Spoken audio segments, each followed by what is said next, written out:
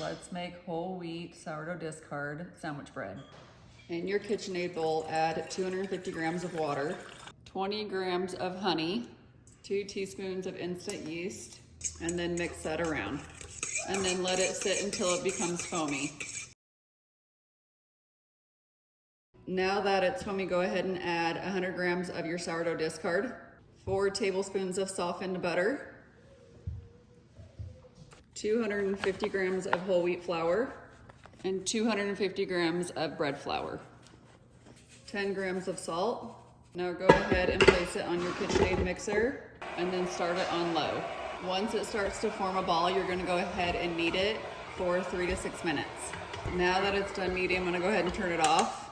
Go ahead and remove your dough. And then you're going to form it into a ball. Go ahead and spray your bowl with some nonstick cooking spray.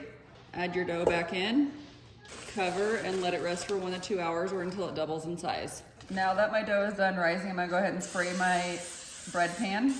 Set that aside, and this is what it looks like. So I'm gonna go ahead and punch it down, and then I'm gonna get it on the countertop.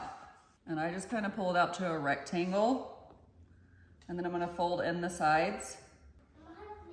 And then starting at one side, I'm gonna go ahead and roll it up. And then I'm gonna tuck my sides, and then I like to close this seam too.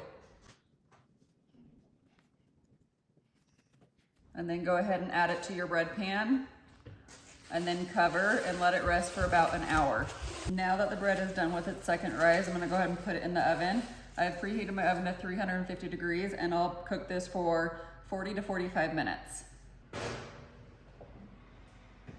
And there we go, it is all done. I'll go ahead and put the recipe in the description below, and then follow me for more recipes.